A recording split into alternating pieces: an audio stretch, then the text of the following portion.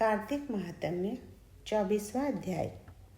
राजा पृथु ने देवर्षि श्री नारद जी से पूछा, नारद जी, आपने तुलसी के इतिहास, व्रत, महात्म्य के बारे में कहा है।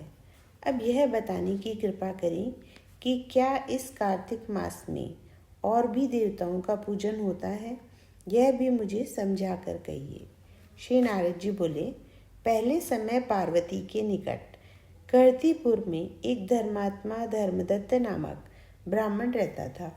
वह भगवान विष्णु के सब व्रत करता था और 8 पहर उनकी भक्ति में तल्लीन रहता था। एक दिन कार्तिक मास में वह 1 पहर रात शेष रहने पर जागरण के लिए भगवान विष्णु के मंदिर में गया।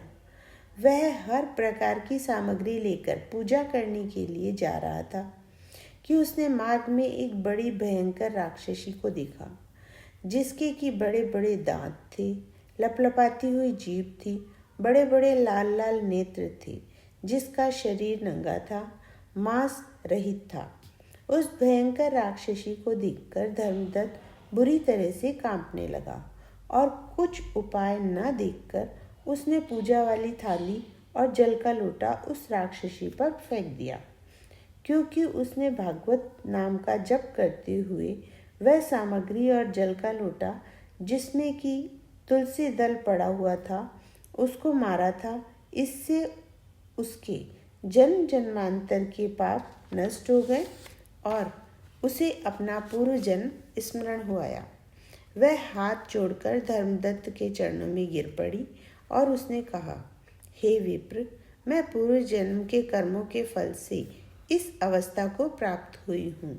नारद जी ने कहा, हे राजन, उसको इस प्रकार प्रणाम करते देखकर अति विस्मित होकर धर्मदत्त ने पूछा, तेरी यह अवस्था किस कर्म के फल से हुई है? तू पूर्व जन्म में कहाँ रहती थी और तेरा कैसा चरित्र था?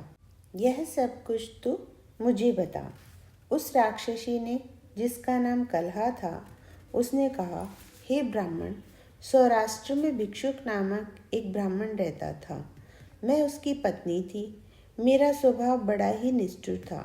मैंने अपने पति का कभी भला नहीं चाहा, न कभी उसे अच्छा भोजन और मिठाई ही खाने को दी।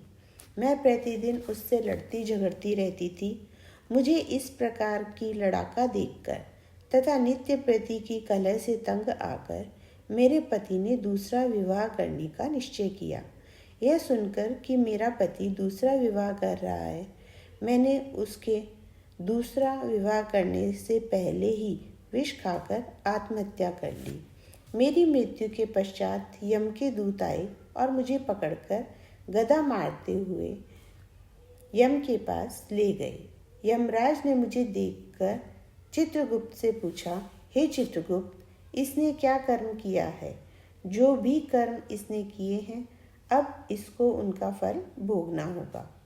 चित्रगुप्त ने यमराज से कहा, इसने अपने जीवन में कोई भी अच्छा काम नहीं किया है। यह सदा अपने पति को खराब भोजन देकर आप सदा अच्छा भोजन खाती रही है, इसलिए यह अब विष्ठा खाने वाली होगी। इसको अब सुकरी का जन्म दिया जाए। चूँकि यह अकेली ही पाक के बर्तन में भोजन करती थी, इसलिए यह अपने बच्चों को खाने वाली बिल्ली हो।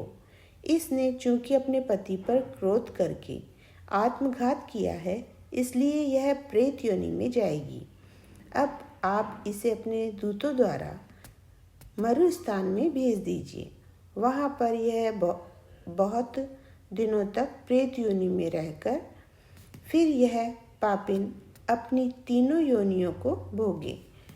लो, हे विप्र, अतः मैं 500 वर्षों से प्रेत योनि में हूँ और भूख प्यास के कारण नित्य दुखी रहती थी कि एक दिन भूख से तंग आकर मैं एक वेश्य के शरीर में प्रविष्ट हो गई और उसके शरीर द्वारा मैं कृष्णा और वेणी के संगम पर इस देश में आ पहुँची।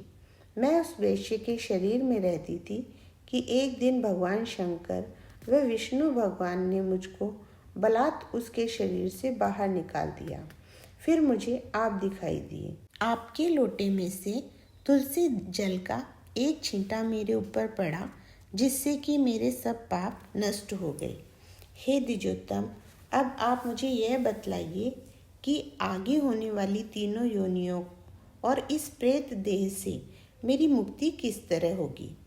धर्मदत्त कलह की बात सुनकर और उसके पिछले कर्मों और उसकी वर्तमान अवस्था को देखकर बड़ा दुखी हुआ और उसका दुख देखकर उसका चित्त पिघल गया।